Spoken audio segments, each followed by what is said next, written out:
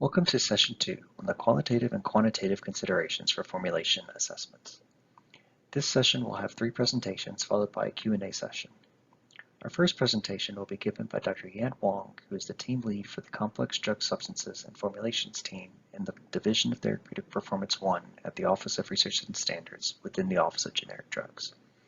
Dr. Wang specializes in complex parenteral, ophthalmic, otic, intravaginal, and intrauterine formulations.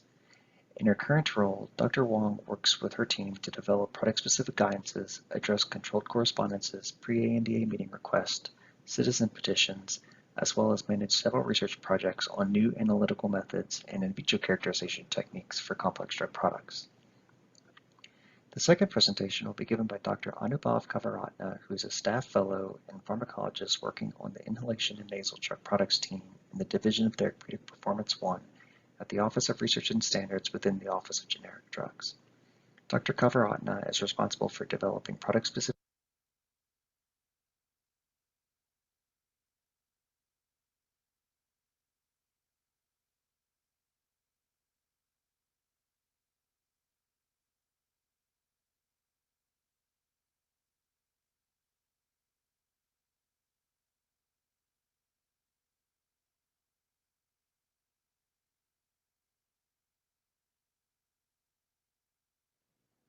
Welcome to Session 2 on the qualitative and quantitative considerations for formulation assessments.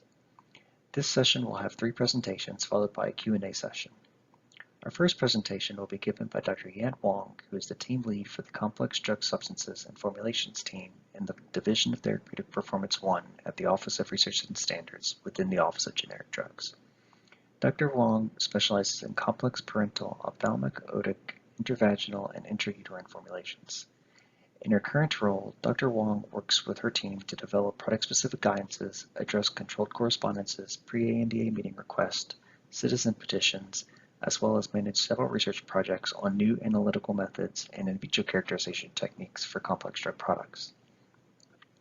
The second presentation will be given by Dr. Anubhav Kaviratna, who is a staff fellow and pharmacologist working on the Inhalation and Nasal Drug Products team in the Division of Therapeutic Performance 1 at the Office of Research and Standards within the Office of Generic Drugs. Dr. Kaviratna is responsible for developing product-specific guidances, reviewing controlled correspondences and pre-ANDA meeting requests, and serving as a project officer on related research projects for inhalation and nasal drug products. Dr. Kelchen will provide our third presentation. Dr. Kelchen is a pharmacologist working in the Division of Therapeutic Performance 1 at the Office of Research and Standards within the Office of Generic Drugs. Her areas of expertise include drug products for topical, transdermal, and mucosal drug delivery.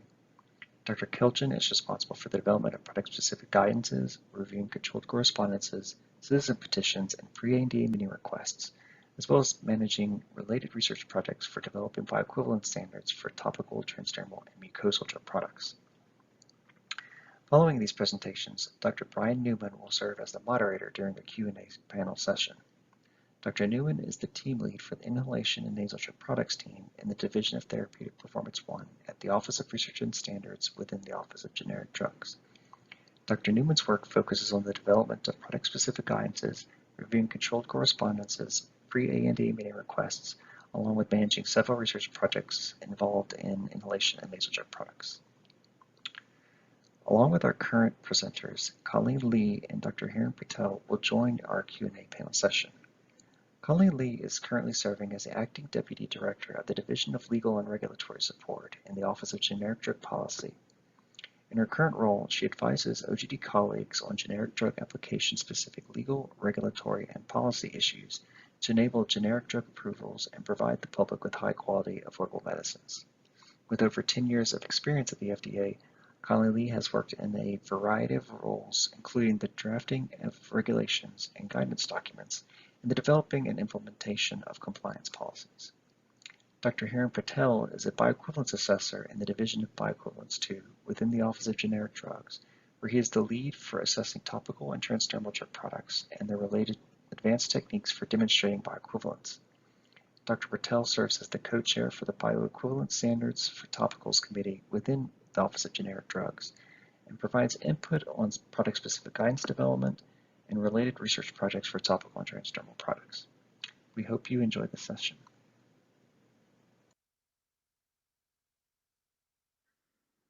Hello everyone. Today I'm going to discuss some considerations for the qualitative sameness evaluation of a proposed generic formulation.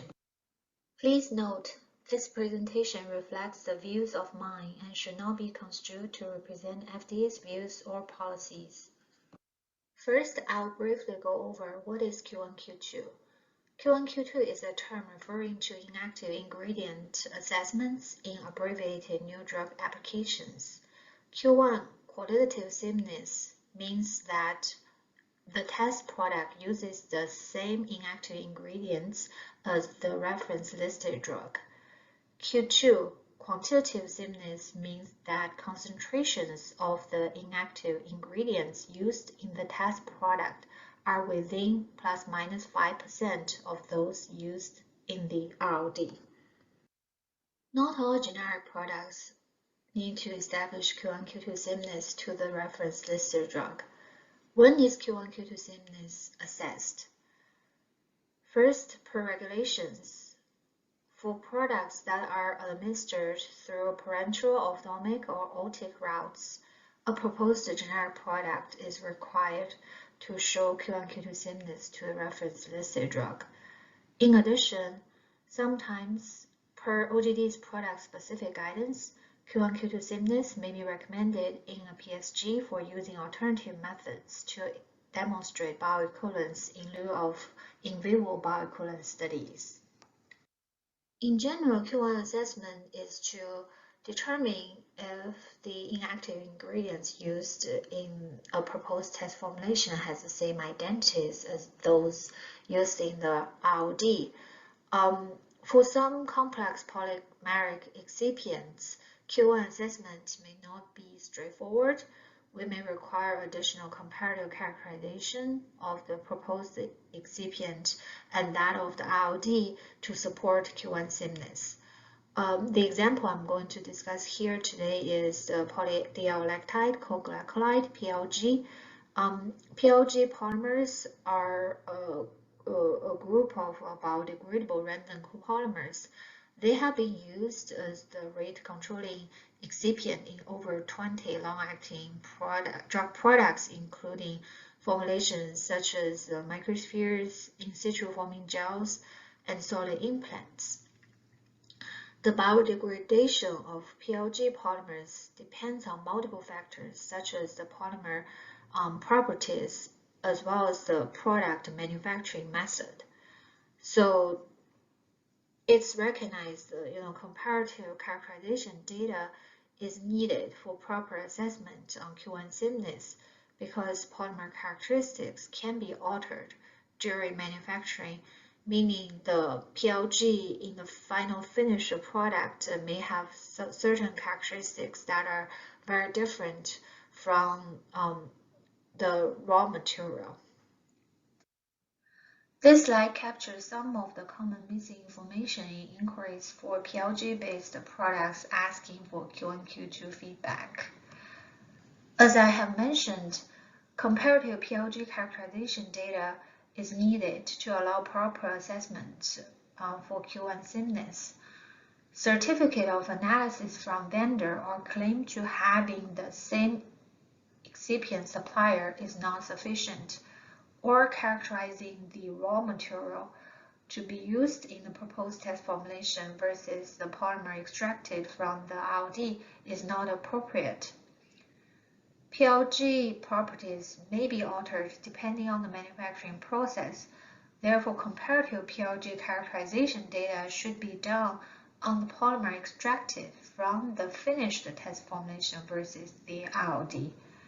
Sometimes applicants do submit polymer characterization data, but they may miss a few key polymer characteristics such as molecular weight, weight distribution, or monomer ratio. And if the proposed PLG has a specific architecture or polymer structure, then we also expect information on the structure of the PLG versus the one used in the ROD. Then another common mistake or missing information I have seen for microsphere products is incomplete composition table. such as no information on diluent formulation provided. Applicants may just send us the proposed microsphere formulation without diluent. However, if a product is provided or supplied as a kit containing both the microsphere formulation and diluent formulation, we do not provide individual comments on the component. We provide Q1, Q2 assessment on the entire product, including both components. Therefore, for products that is supplied as a kit, complete composition table covering all components should be provided to allow proper assessment. The slide here shows an example of PLG characterization data to support Q1 assessment of PLG polymers. We expect applicants to provide comparative data on LG ratio, molecular weight, weight distribution, polymer end cap, and structure in an inquiry to allow proper assessment.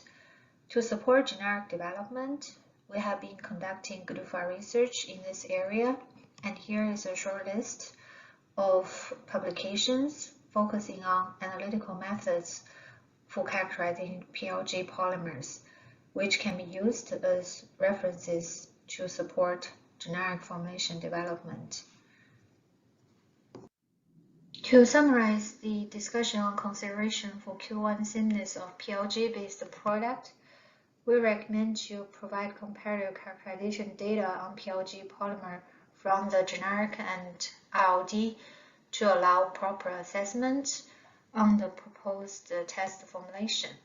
Characterization should include, but is not limited to, composition, L to G ratio, molecular weight, weight distribution, polymer structure, inherent viscosity glass transition, and polymer end cap. If the polymer is a branch polymer, then an applicant should also characterize the branch frequency.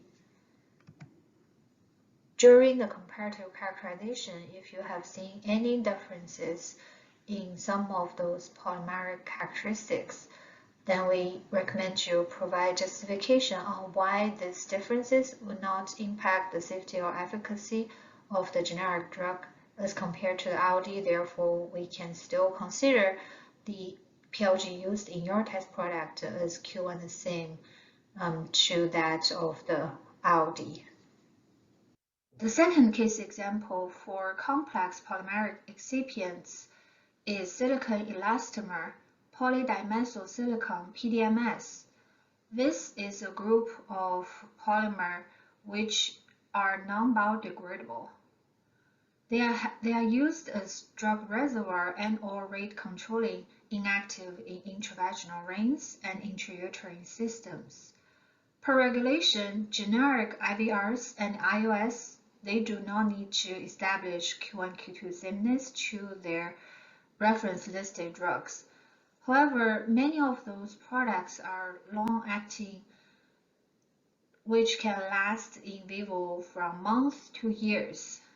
To make generic development more feasible, we often have to explore novel bioequivalent study design involving shortened in vivo clinical studies in combination with in vitro performance testing and characterization studies.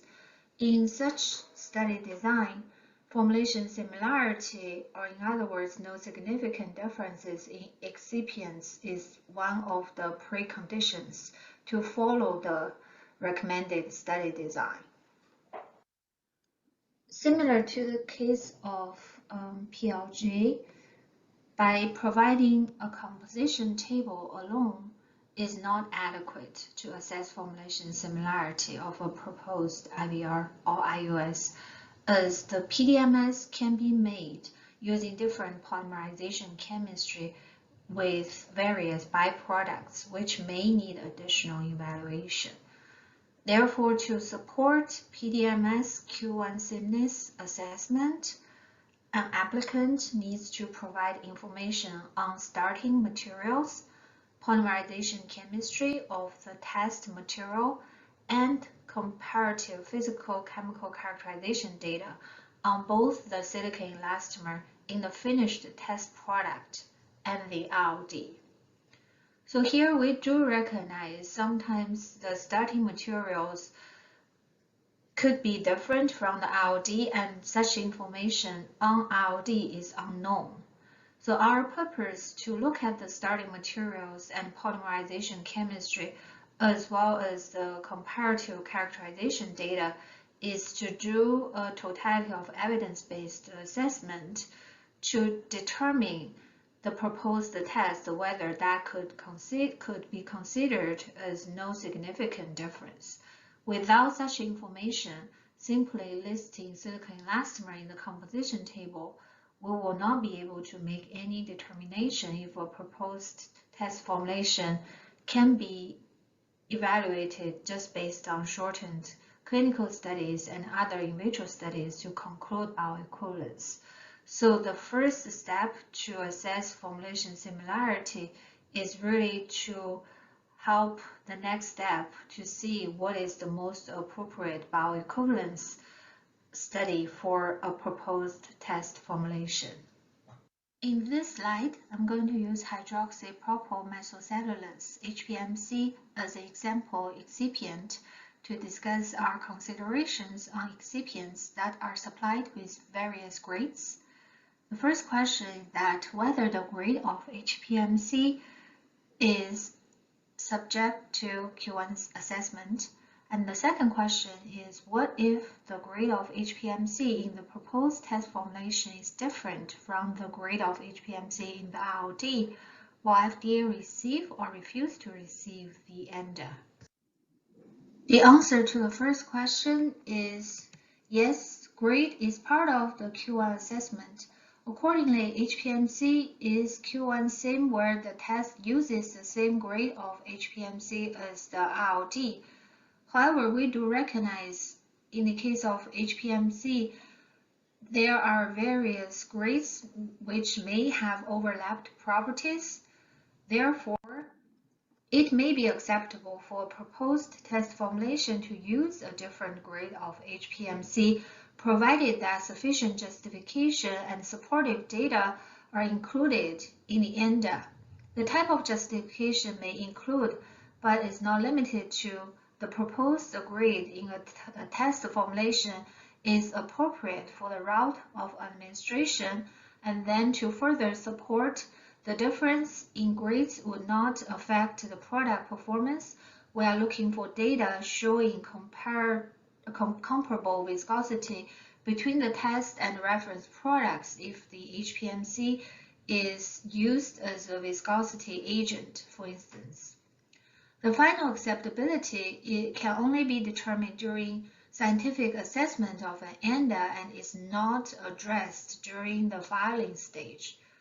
However, if an applicant with a test formulation for a drug product that is required or recommended to be Q1, Q2 same as the RLD that contains a different grade HPMC, then you should always include a justification in your ANDA submission to support the formulation difference. FDA will refuse to receive the ANDA if no justification is provided. In the next two slides, I'm going to briefly discuss some excipients that are supplied as mixture. The example I'm going to use today is microcrystalline cellulose, MCC, and carboxymethyl cellulose sodium, CMC, which are two inactive ingredients that are incorporated as a mixture in some nasal spray products. Would it be acceptable to add MCC and CMC separately into a proposed test nasal formulation? In general, the formulations where MCC and CMC added separately are not considered Q1 the same as when the MCC, CMC are added as a mixture. It is noted that there is a monograph for the MCC-CMC mixture as well as the individual components. The excipient mixture is a co-processed formulation of CMC and MCC rather than just a simple physical blend of the two components. Therefore, the excipient mixture may have different properties compared to individual components. With that being said, in some cases, you may be able to add individual components into a proposed test formulation and still consider the proposed test formulation as no difference compared to the reference listed drug.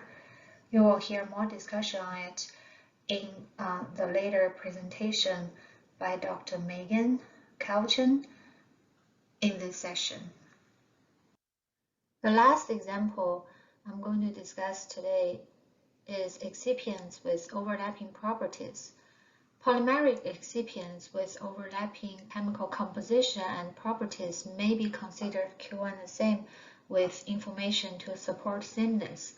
For example, PEG30 castor oil may be considered Q1 the same as PEG35 castor oil based on comparable structure identity, meaning the two share similar chemical structure and overlapping molecular weight distribution.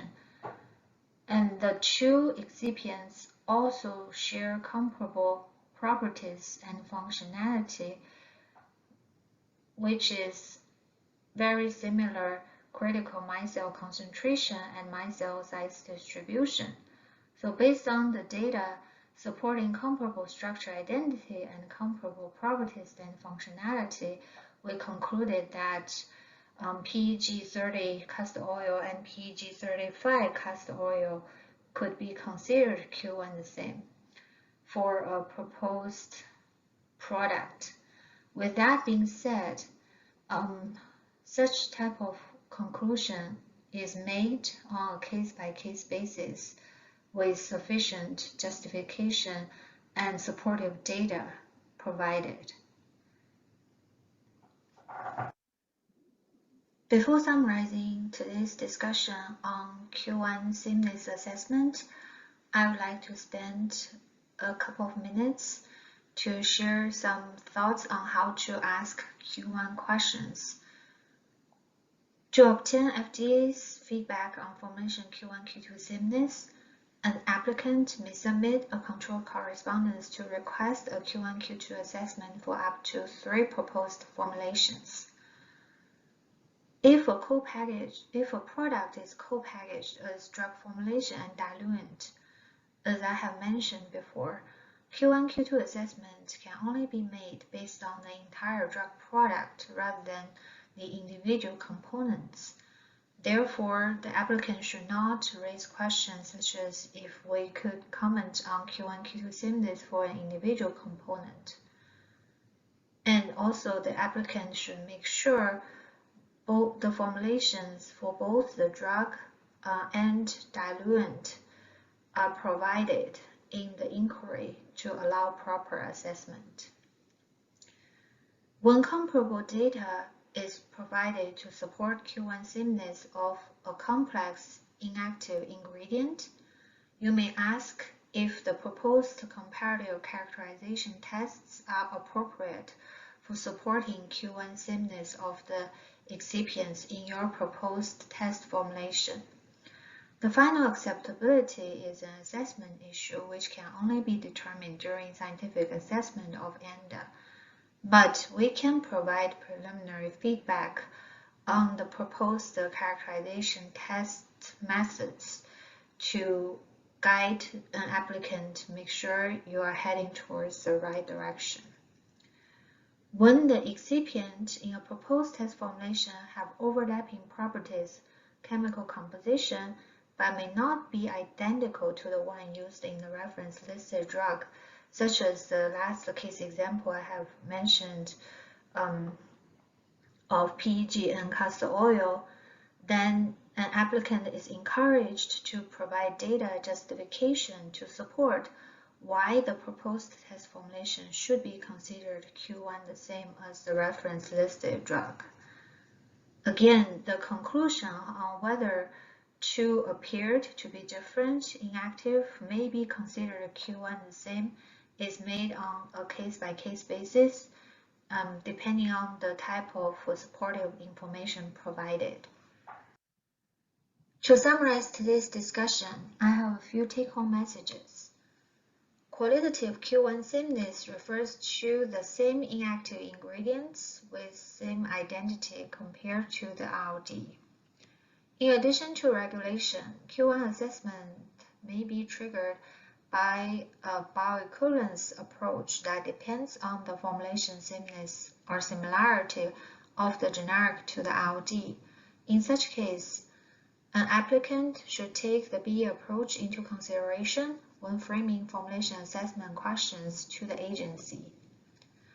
When manufacturing process can alter properties and/or composition of polymeric excipients, an applicant is expected to provide rationale and supportive data for Q1 assessment. Critical attributes of some complex excipients, such as PLG polymers, and related analytical methods have been discussed in publications produced by GDUFA-funded research, which may serve as resources and references for supporting generic development. Here's a link for you to find more information.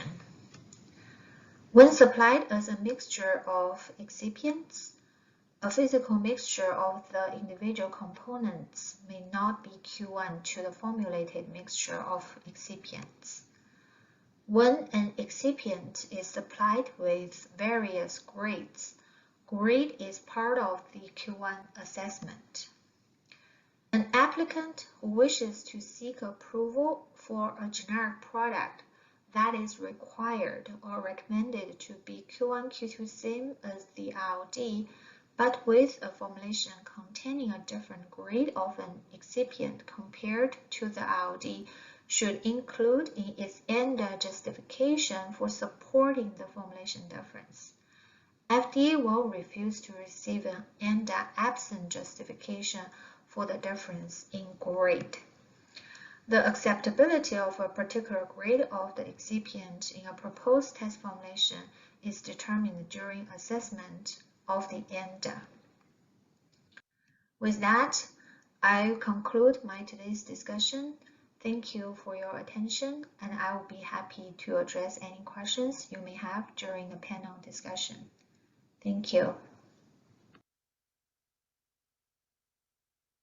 Hello. It's a pleasure to have the opportunity to speak to you today about the general considerations for the quantitative sameness evaluation of a proposed generic formulation. I am Anubhav Kaviratna, Staff Fellow in the Division of Therapeutic Performance 1, Office of Research and Standards in the Office of Generic Drugs.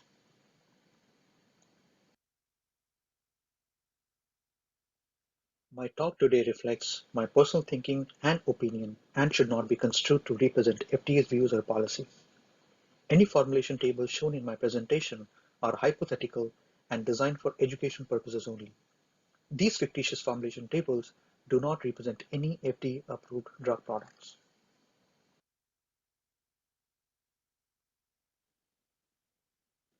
My talk will cover the importance of the quantitative or Q2 assessment, understanding the Q2 sameness, information needed for a Q2 assessment and other considerations, how is a Q2 assessment conducted, Q2 calculation and determination with few hypothetical examples, followed by the considerations for maximum daily exposure assessment.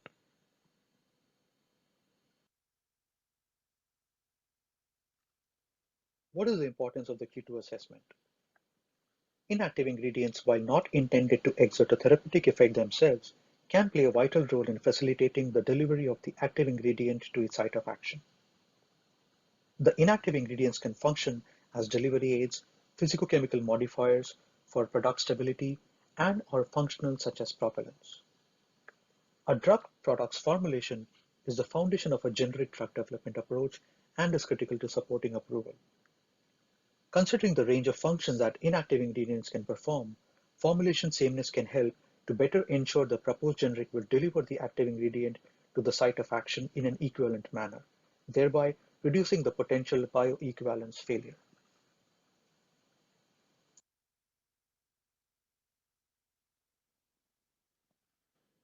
The formulation sameness for many products begins with first ensuring that the inactive ingredients between the test and the reference formulations are qualitatively or Cuban the same.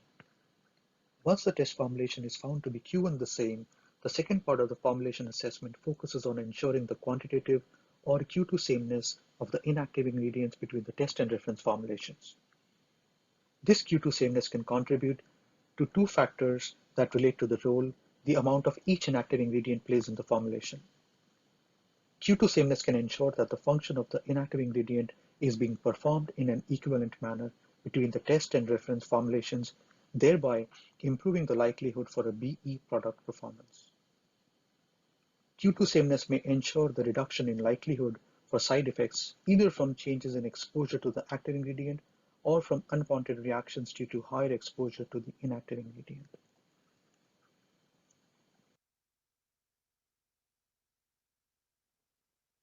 What does Q2 sameness mean? FDA has generally interpreted quantitative sameness to mean a concentration that is within 95 to 105% of the reference listed drug concentration. This suggests that the inactive ingredient in a test formulation does not have to meet an exact value when compared to its orally formulation to be considered Q2 the same, but rather its concentration must fall within the range of values found within plus or minus 5% of the orally concentration.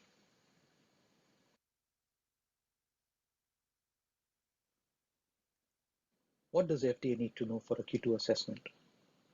Let us understand this with a hypothetical example of a fictitious drug product and a fictional formulation table.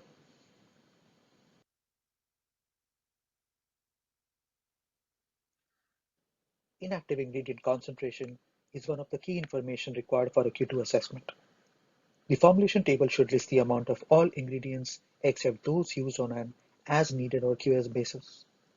The concentration unit should be reported in percent weight, percent weight by volume, and or milligram per ml as applicable depending on the dosage form. The concentration should be reported with a minimum of 2 decimal places. FDA recommends to use a consistent number of decimal places for all ingredients if an ingredient is reported out to more than 2 decimal places. The nominal amount should be provided. Q2 assessment is not performed with overages considered. If a range is more appropriate than a nominal amount or concentration, the reason for providing a range may be indicated in the footnote.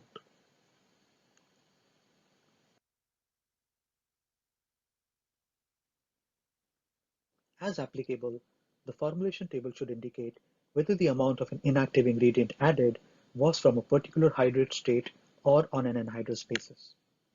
Depending on the orally formulation, conversion may be required to compare amounts between the formulations. So providing the conversion calculation in the footnote of a formulation table may help avoid an information request.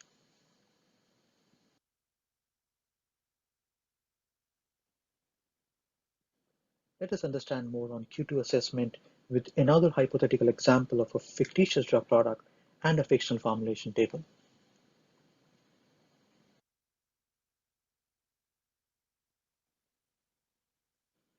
When submitting a formulation table for QQ assessment, the applicants are recommended to include any calculations or equivalent amount for ingredients that may be added on a volume basis.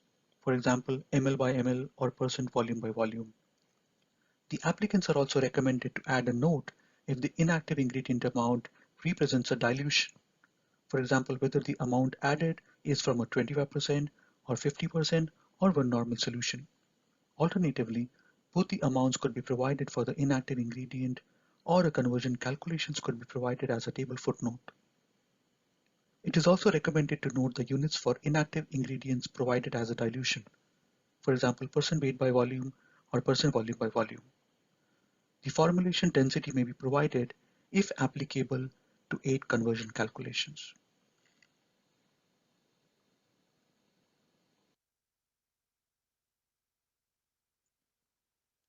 How is Q2 assessment conducted? Before conducting the Q2 assessment, each inactive ingredient amount is evaluated to ensure that sufficient information is provided to determine whether plus or minus 5% difference is present. An information request or an IR can be sent to the applicant if more information or clarification is needed. Lack of clarity on an inactive ingredient's concentration, hydration state, or any missing or ambiguous information in the formulation table could result in an IR letter. Before Q2 assessment, all the inactive ingredients in the test formulations should be in equivalent forms with the RLD formulation. Conversion calculations may be performed as applicable before calculating the percent difference in an inactive ingredient. The Q2 assessment is performed on the inactive ingredients only. The Q2 assessment is not performed on the API amounts.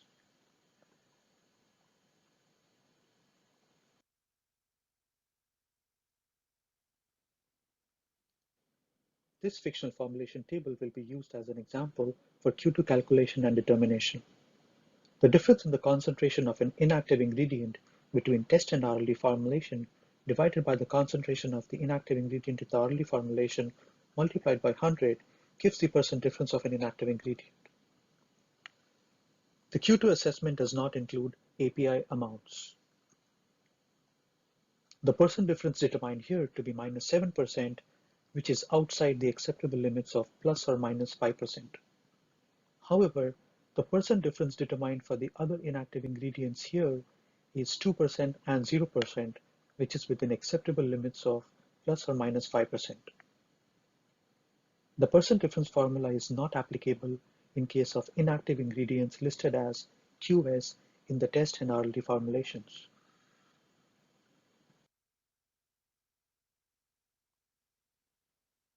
What about the pH adjusters in the formulation?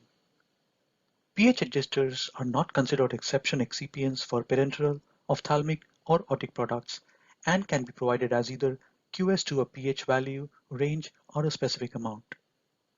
A specified minimum amount, potential range, and supporting justification may be requested for a pH adjuster with an additional function in the formulation that requires a specific amount.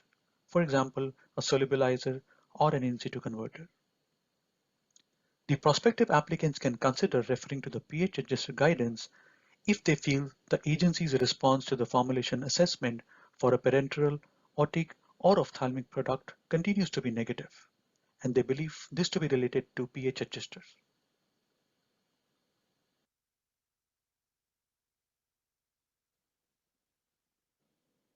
This fictional formulation table shows some possible scenarios with pH adjusters. The Q2 assessment for pH adjusters in test formulation would depend on if the RLD concentration is QS or fixed.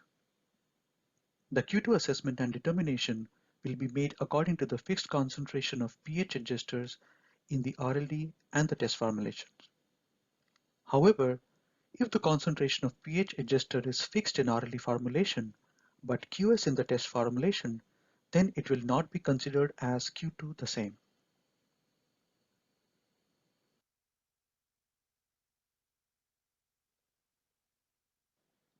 What about Q2 assessment of buffers in the formulation? For buffers where the equilibrium ratio or concentration of buffer components may not be within plus or minus 5% of the original amount of each component added, additional information on total buffer concentration or buffer capacity being plus or minus 5% of the RLD with a similar pH may be supportive for justification.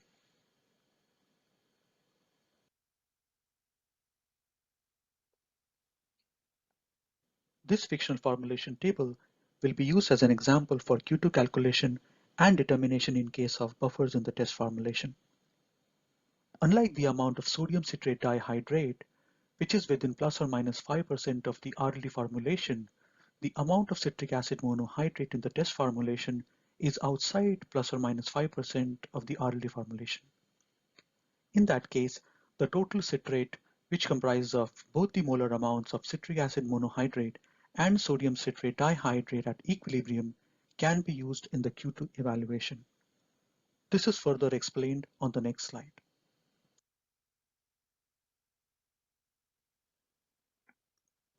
The quantitative comparison of moles of citrate between the RLD and the test formulations is determined by calculating the total mole citrate in the RLD and the total mole citrate in the test formulations.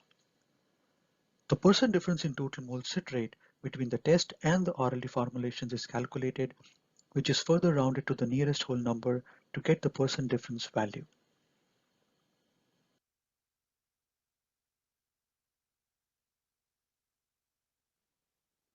As explained in the previous slide, this could be a way to provide additional information to justify a percent difference in the case of buffers.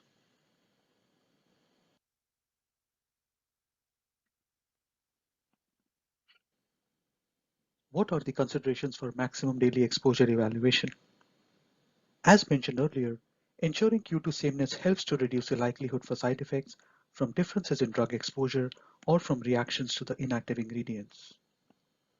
An additional consideration is that even if a test formulation is within the Q2 sameness limits, an inactive ingredient that falls within 0 to 5% of its RLD amount could raise safety concerns, especially if this amount of inactive ingredient represents a higher level than what has been approved for similar products, that is, drug products with similar route of administration and dosing regimen. In such situations, an evaluation of the maximum daily exposure or MDE for this inactive ingredient may be needed. Please note that MDE evaluation is not a part of Q2 assessment. The inactive ingredient database provides information on inactive ingredients present in FDA-approved drug products.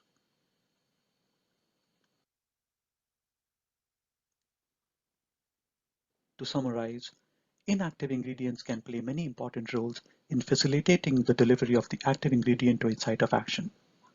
For many types of products, establishing BE between a test and reference product includes establishing that the test formulation is quantitatively or Q2 the same as its RLD. The Q2 assessment is performed only if Q1 assessment is successful. To conduct the Q2 sameness assessment, the submitted formulation table should include sufficient information to avoid receiving an information request for clarification. The Q2 assessment for buffers may include evaluation of the total molar content of each component when at equilibrium. While not included in the Q2 assessment, when the inactive ingredient amounts fall within 0 to 5% of the RLD amount, an assessment of the inactive ingredient maximum daily exposure may be needed to determine if additional supportive information should be included in an ANDA submission for justification.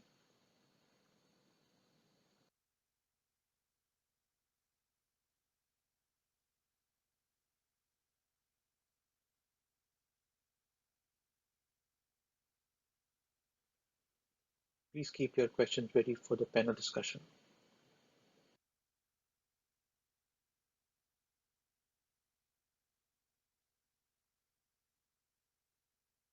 Hello, my name is Megan Kelchen, and today I'll be discussing the general considerations for a no significant difference evaluation.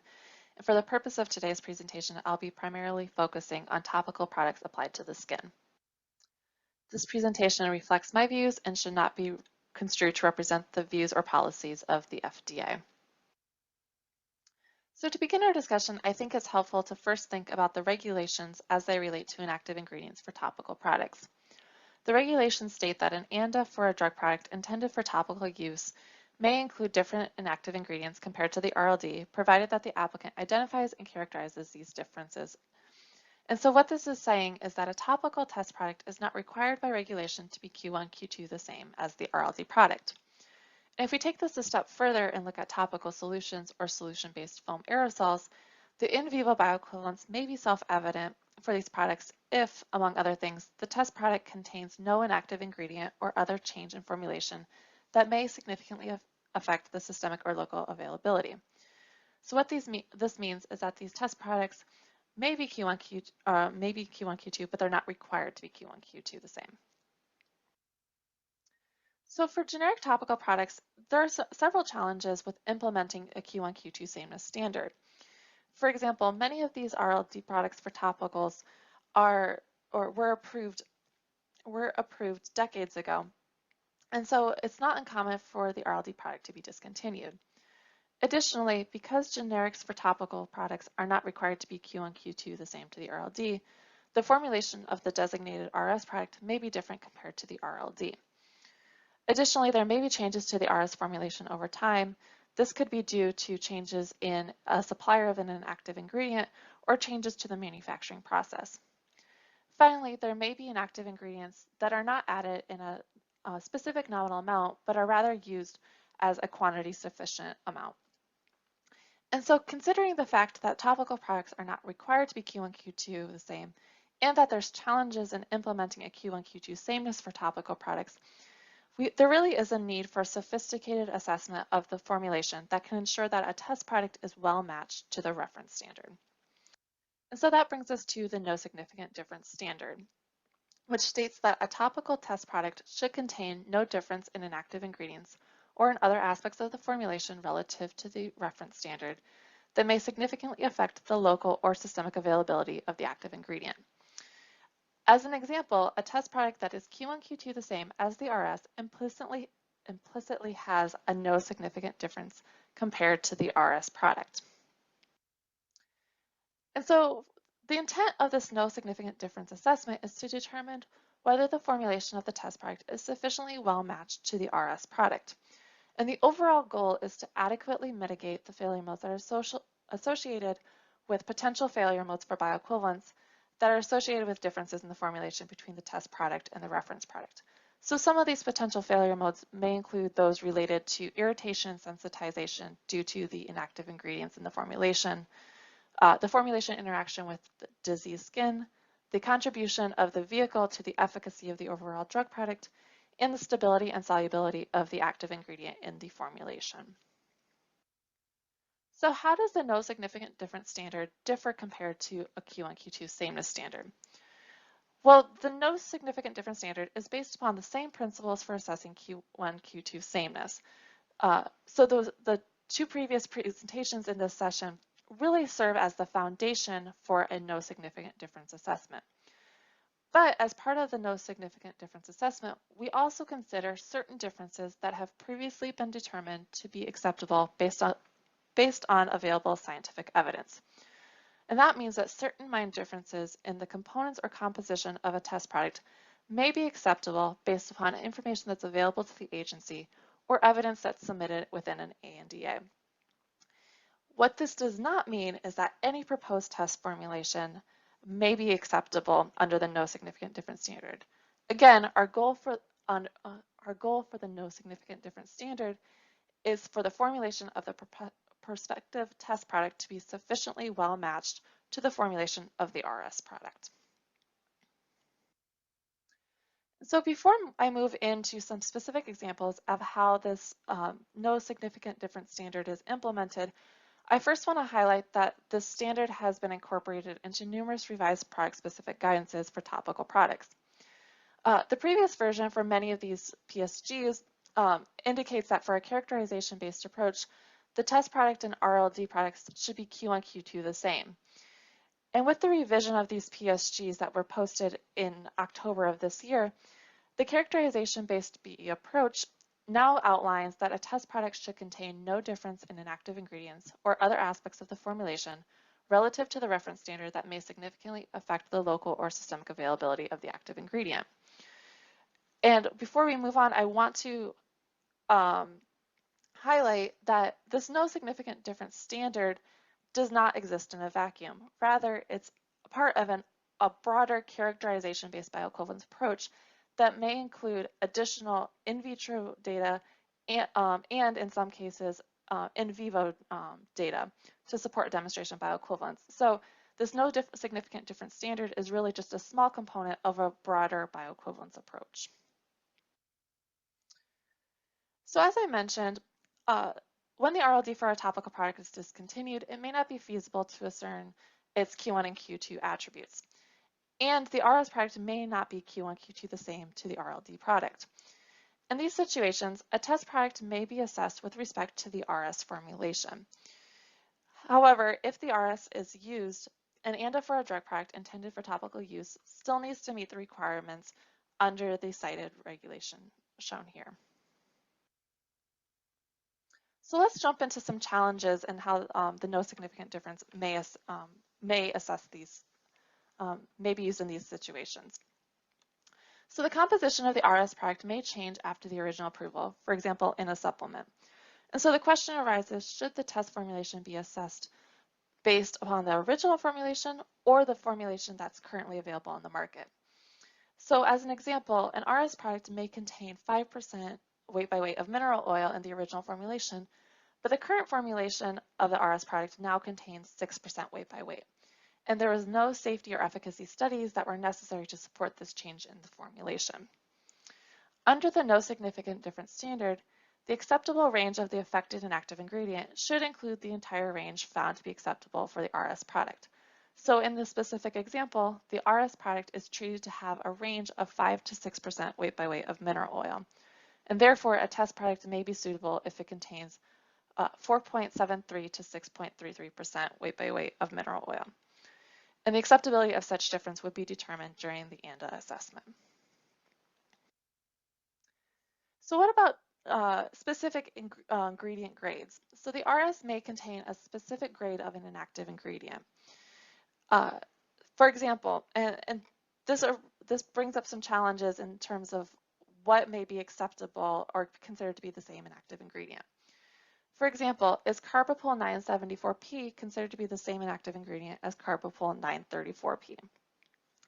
As another example, is white petrolatum USP considered to be the same inactive ingredient as petrolatum USP? A topical test product may be considered to have no significant difference if it contains minor differences in the ingredient grade. So for example, if an RS product contains carbapol 934P, which is polymerized with benzene, it may be acceptable for a test formulation to propose to use carbapol 974P, which is not polymerized with benzene. Similarly, it may be acceptable for a proposed test formulation to use white petrolatum USP rather than petrolatum USP, which is found in the RS product. And again, the acceptability of such ingredients would be determined during the ANDA assessment. So there are some inactive ingredients that are supplied as a mixture of subcomponents. So the RS product may use a proprietary ingredient that's a pre-blended physical mixture of specific quantitative amounts of a subcomponent. So for example, an RS product may contain 1% weight by weight of ingredient X, which is a pre-blended physical mixture that contains a 25 to 75 ratio of subcomponent A to B. Generally, a topical test product may be considered to have a no significant difference if it contains the same quantitative amounts of each subcomponent rather than using the proprietary ingredient. So for example, this proposed test formulation, which proposes to use subcomponent A and subcomponent B individually, may be acceptable rather than using ingredient X because the quantitative amount of each subcomponent align with what would be found in the RS product. I want to note here that the acceptability of this difference would be determined during the ANDA assessment, and it may be necessary to review additional data such as physical, chemical, and structural Q3 data to support this change to ensure that there's no changes in the microstructure when we change out these inactive ingredients. So sticking with the mixture of subcomponents, the RS product may also use a proprietary ingredient that is a pre-blended physical mixture that contains variable quantitative amounts of subcomponents. So in this example, ingredient X is a pre-blended mixture that contains 40 to 60% of subcomponent A and 40 to 60% of subcomponent B. And so the composition of ingredient X may change from batch to batch. A test product may be considered to have no significant difference if it contains quantitative amounts of each subcomponent within the ranges that were found to be acceptable for the RS.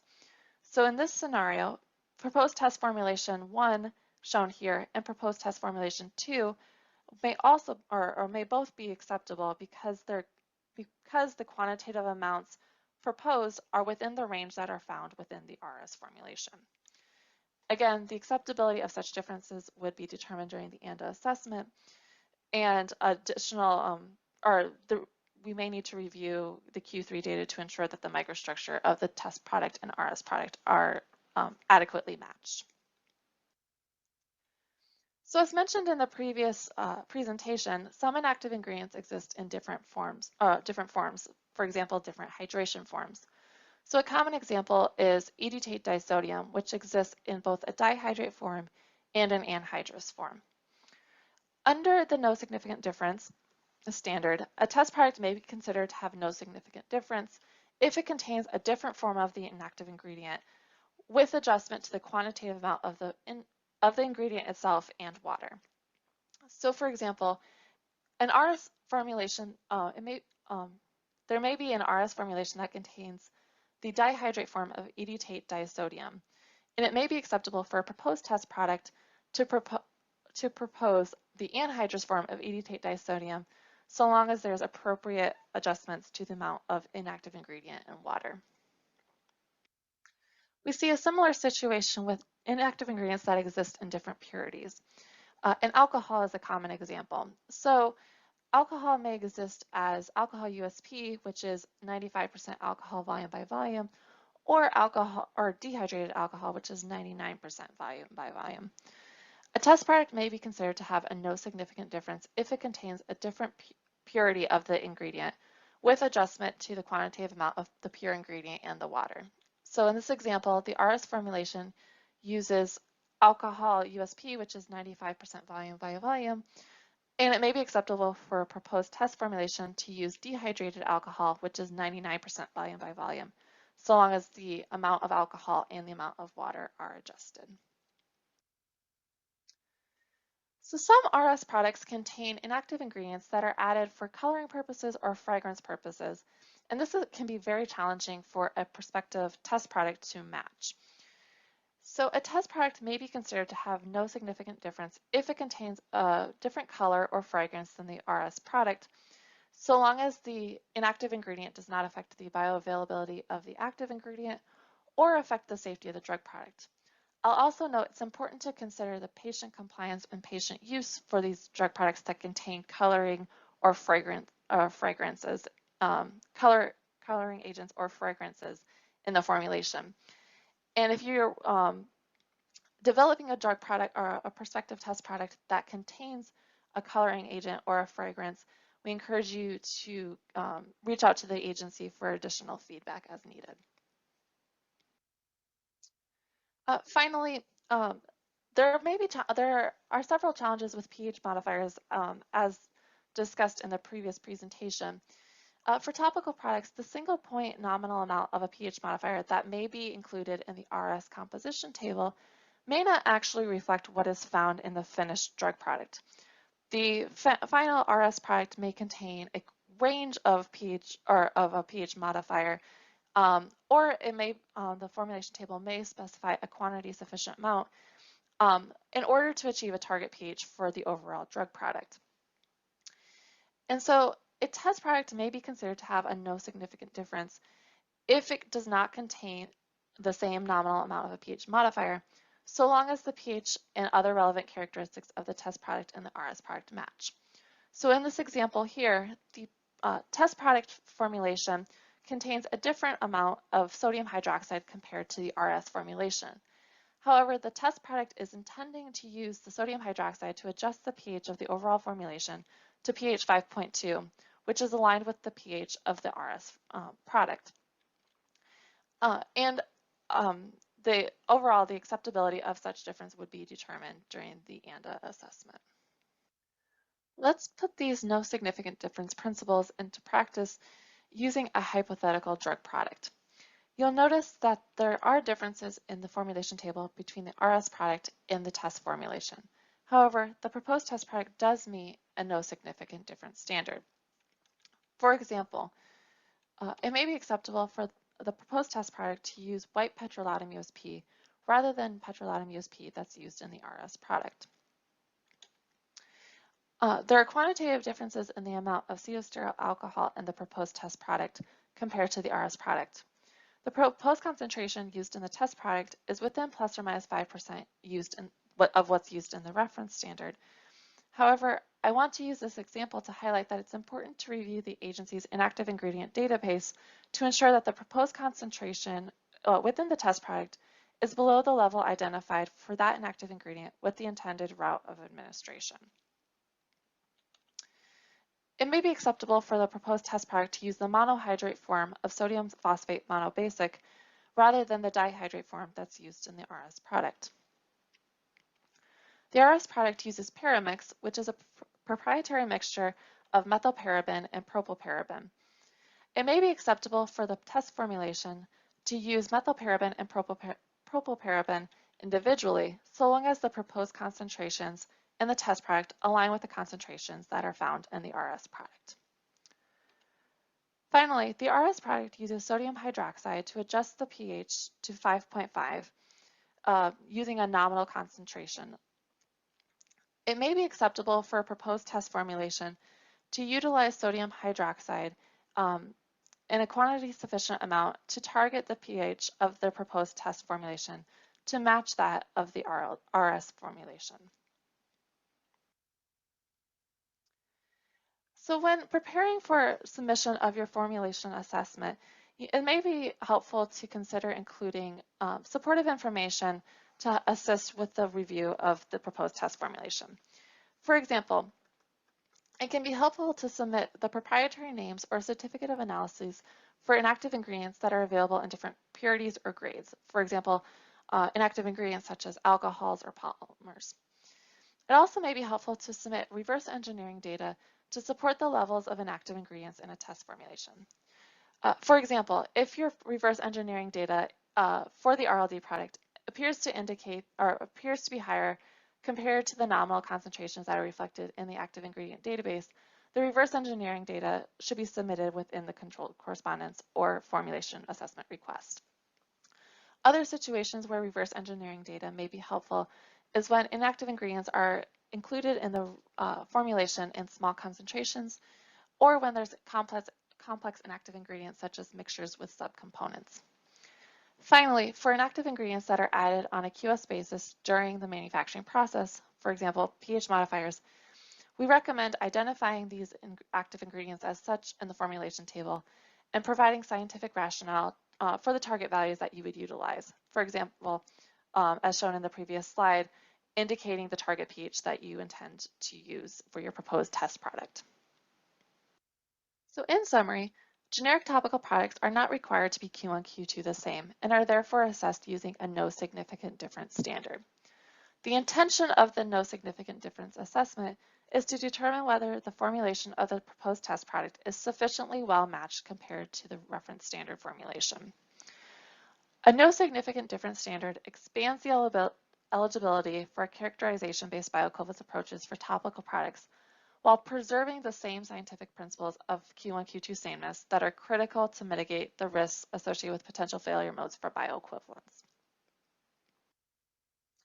With that, I would like to acknowledge my colleagues at the FDA, and I thank you for your attention. I'm looking forward to addressing any questions you may have during the panel session that's coming up. Thank you.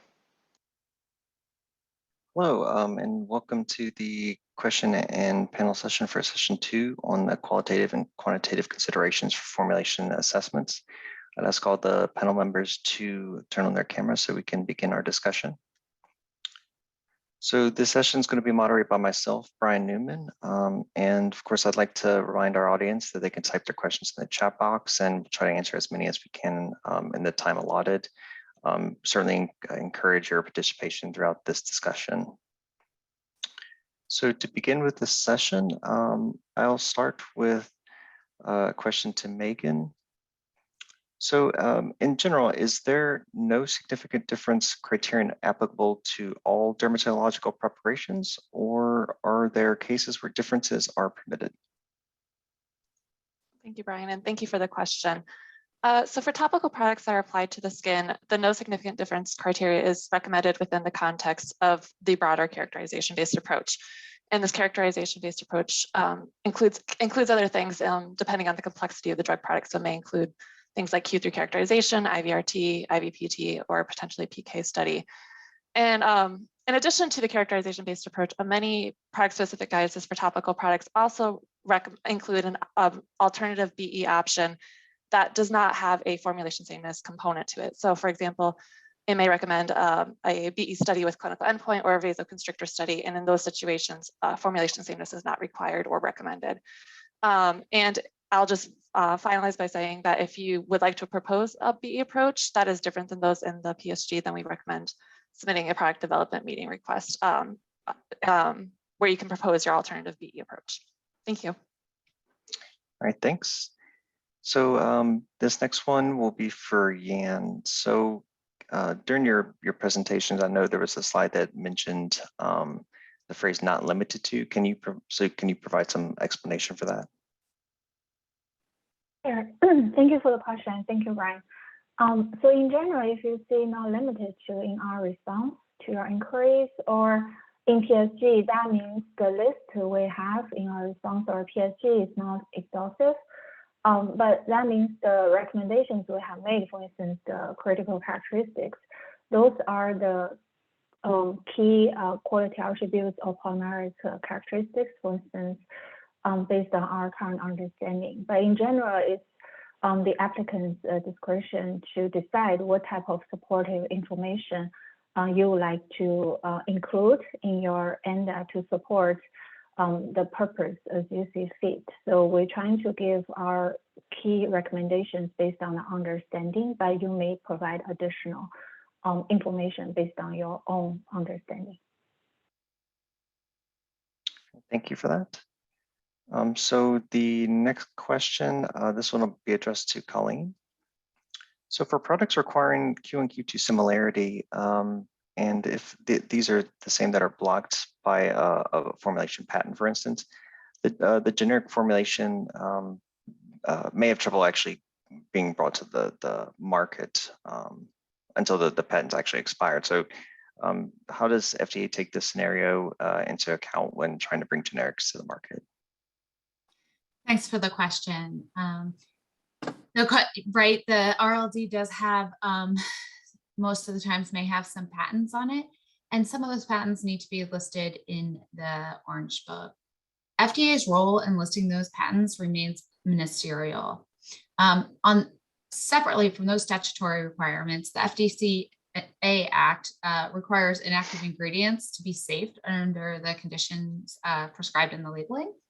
And one way that FDA has acknowledged that in the ANDA pathway, those are the applications under the 505J, is implementing the requirements for Q1, Q2, Q2 being considered the plus or minus 5% for certain products. And so the statutory requirements are such that this is how we've interpreted to meet those both. Thank you. Okay, thank you. Turning back to Yan, so here's a question for the acceptance criteria in comparing attributes of the test product and the RLD excipient for supporting sameness. So does this actually depend on any type of specific characteristics that need to be compared? Yes, yeah, I think that's the general case. There is really, unfortunately, there is no one size fits all scenario. So depend on the inactive and its intended function, you will have to identify the critical characteristics and understand how the manufacturing or other factors may affect it, and propose or justify if you observe a difference comparing your data to the ILD. Just give more context, taking PLG example for molecular weight, for instance. For certain products, based on our understanding, a difference in the mean molecular weight go between like 10 to 20 kilodalton. It may not make a difference in terms of the final product performance, such as drug release and product stability. While for some other PLG-based dosage form, a difference in 5 kD may have significant difference for other properties such as syringeability, injectability, as well as drug release. So that's why we generally can't really give a very broad acceptance criteria even for the same material. It all depends on the product and its intended use. Okay, thank you. So let's turn to Anubhav. So for Q2 sameness, the within 5% limit, in general, is this applicable to all the excipients, or are there certain excipients where there might be exceptions to this so that you'd be able to deviate outside the 5%? Thanks for the question, Bryan. So I would say in general, this would apply to all excipients, but effectively, it would also depend on the kind of dosage form. So whether the dosage form of that particular inactive ingredient would also play a role, whether it would fall in between 5% limits.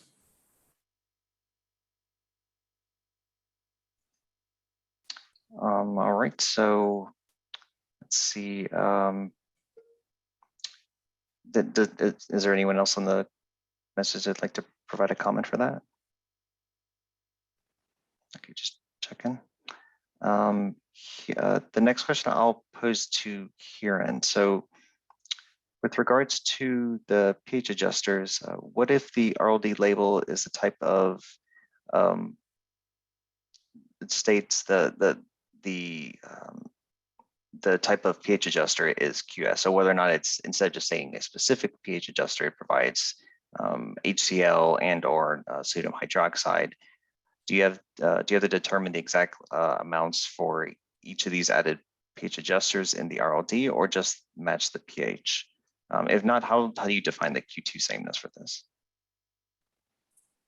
Thanks, Bryan. It's a loaded question, so I'll try my best to break it down. So my understanding from the question is, if the RLD label says QS amount of the pH adjuster, I believe it's referring to the drug product, which is by regulation has to be Q same. So in terms of, as Dr. Kaviratna mentioned in his presentation as an example, as well as we have a one dedicated presentation talking about the pH adjuster, where Dr. Lee going to talk about the different scenarios, how we handle when there is a fixed amount of pH adjuster or where there's a QS amount. But I just want to make a note here that pH adjuster may have a dual function. For example, it could be treated as a buffer, or it could sometimes use to achieve a specific active pharmaceutical ingredient. So it really depends on a case-by-case basis. But overall, Dr. Lee will talk about different scenario where under which circumstances it may be acceptable, under which circumstances it may be RDR. But being just on a specific note of the pH adjuster, I would like to make a note that there's a option to request a waiver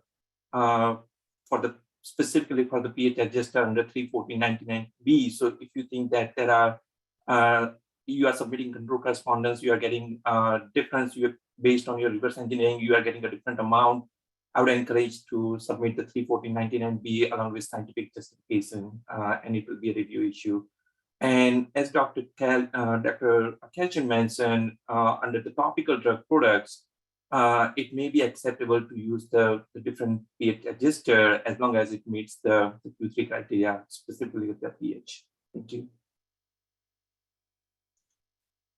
Okay, thanks for the detailed explanation there for that one. So if we go back to Yan with this question, in case of manufacturing the effective polymeric nature of an excipient, should the applicant include process details in their control for Q and Q2? No, in general, we don't expect you to provide detailed information on manufacturing process or even the analytical methods that you used to determine the characteristics of the polymer, because all those are considered as assessment issue, which will not be determined or assessed in detail prior to the submission. Then in addition, I'd like to point out the Q1, Q2 assessment is mostly to first satisfy the regulations requirement, so an ANDA can be filed. We do recognize that is the very first step, and in addition to that, the overall approvability will go through more in-depth assessment and supported by studies such as clinical studies and the entire formulation development. So we don't hold, trying to hold a very, very high standards at the Q1 sameness for polymeric excipients. Rather, we ask for the minimal, or we think the most critical characteristics to ensure the inactive used in the proposed test is highly similar. Then if there are certain differences, for instance, like I mentioned, we can potentially, justify using the satisfied B study or other appropriate studies, and those are all deferred as assessment issue. So that's why here for Q1, Q2 assessment during CC stage, we are looking at the most critical information and giving a general feedback on whether you're on the right track. All right, thank you. So if we jump back to Anubhav, so Is there any requirement to mentioning the compendial state of each excipient for Q2 analysis?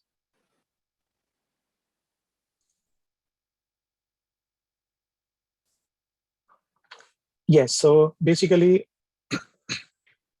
so if the firm does not provide this information, then the firm may receive an information request because this information would be required for the Q2 assessment. So it is expected to provide the information along with the formulation table. Thanks for that. I know later on in session 5, we'll be hearing a bit more on some of the tips and best practices for submitting formulation assessments too. So that should cover some of these questions as well. So if we look to, so this one's sort of asking the group here. So how do you determine the quantity of complex emulsifiers that are not polymers, but their composition is made from multiple structures that are complex, such as those derived from a natural product, such as sugars, which are the complex, which have a complex mixture of potential structures, difficult to evaluate and get the information for their formulation? We can start with Yan for this one. Yeah, sure. Thank you, Brian, and thank you for the question. That's a very good question. So I think the case you mentioned in the question, such as emulsifier, the examples I can think of, like polysorbate 20 or 80, we know those itself is actually a complex mixture or a formulation. But in those cases, if when an excipient is supplied as a formulation, but itself is entered as a single entity in the composition table without listing the excipients for the excipient in the product, then in those cases, the Q1, Q2 assessment is only done on the listed inactive. In this case, for instance, polysorbate 80, we would only look at if it's polysorbate 80 in the proposed test and how much polysorbate 80 is proposed to be used in the test. We will not compare the additional Q1, Q2 on the composition of polysorbate 80 itself, if that's clear. But I think in other cases, like the example I mentioned for nasal spray, it could be a different angle, which I defer that to Anubhav. Yeah, certainly I can comment a bit on the nasal suspension. So, like you mentioned, the carboxymethylcellulose and microcrystalline cellulose example. So when you're having, again, an excipient that in some cases is added as a mixture, and the consideration for, again, whether or not you want to add it as separate components.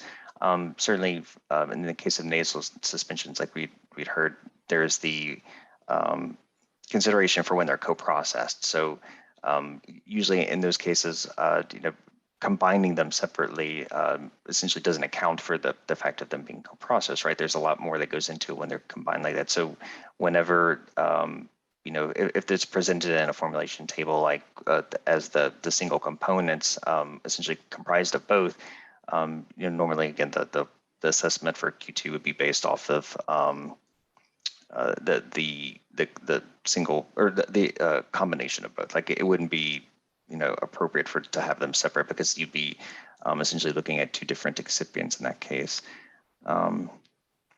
Yep. So let's see. We can jump to Megan here. So for this one, how do we proceed if the PSG still needs to be updated to include the no significant difference standard, and it's still listing the old Q1, Q2 requirements? Thanks for the question. So as I mentioned, the no significant difference standard is really applicable for products that are not required to be Q1, Q2 the same. So if the PSG is for one of those products that has a Q1, Q2 requirement, as discussed in the previous session, then I don't know that we have much recourse there. For topical products, if the PSG continues to list Q1, Q2 rather than no significant difference, then I recommend reaching out to us through a controlled correspondence. We just did a large batch revision to update many of those PSGs from a Q1, Q2 standard to a no significant difference standard. So I would also refer everyone to look at the latest version of the PSG for those products. Thank you. Yep. So this question can next be addressed by Hiren. So in general, is there any limit for cumulative Q2 differences between an RLD and test product? Thank you for the question, Bryan. So in general, for Q2 sameness for ophthalmic motic or parenteral product, or no difference for topical products, the assessment is based on the individual component, unless there are some exceptions, as Dr. Wang and Dr. Kelchen provided in her slides. When there's a patented excipient, which is a component of multiple excipient, then there is a special treatment on how we assess those information. But in general, the assessment is on the individual component, and there is no limit on the cumulative difference between the test and the reference product. Thank you. Thank you for that response. So this one again might be applicable to a few on the panel here. We can start with Yan. So if the RLD product insert does not specify whether the components are actually anhydrous or doesn't give information on their hydrate form, is it appropriate for an applicant to consider the components to be anhydrous in the RLD label? Like, does the FDA have any recommendations on how you proceed in this case? Sure, thank you, Bryan. So although in general it's most desired if the RLD label provides the most precise description on the formulation composition, sometimes certain detailed information may be left out. So because of that, I don't think it may be a good practice to assume the component is anhydrous when the hydrate state is not specified in the label. I think from our Q1 perspective, that anhydrous versus monohydrate or dihydrate, those generally do not affect the chemical entity. So they will not be considered Q1 different. So mostly what they affect is the Q2 assessment if the amount and then the molecular weight difference in different hydrate or put the difference being outside the 5%. So I think probably the most appropriate approach would be still to conduct reverse engineering, and then based on the amount determined and other components, you would make an estimate or educated guess to see what would be the hydrate form. And another way to think of it, if you are certain about everything else in the formulation but this particular component and you get a negative response from us, then that may be a good indication for you to consider maybe the hydrate stage or form you propose in your original request should be reconsidered. Okay, are there any further comments on the panel for this? I'll just add, I absolutely agree with everything that Yan had just said. I'll just add that this might be a good situation where you might submit formulation or deformulation data as part of your formulation assessment request, because that can provide us an idea of how you went about selecting the composition or the amounts that you're proposing. So I would just add that. Yep, definitely good to provide as much information as needed to better support the formulation. So let's see, actually, Megan, this question goes back to you. So for the excipients like petrolatum that are in ointments, how would one characterize petrolatum itself? Or even if something like this, I guess what's expected in a submission for this type of excipient? Great question. So at the pre-ANDA stage for the formulation assessment, we don't necessarily require or ask for deformulation data or petrolatum characterization. Generally, we just ask for what type of compendial grade you're, or what kind of exact grade and compendial monograph you're planning on following. For topical products that are utilizing a characterization-based approach, we often recommend characterization of oleaginous components as part of the Q3 characterization. And I'll just reference or note that we just published a general guidance on Q3 comparative Q3 characterization for topical products back in October, and that gives a little bit more details on how that might be characterized. So short answer for the formulation assessment, it's not necessary to send that data in, but we would expect that as part of the overall ANDA submission.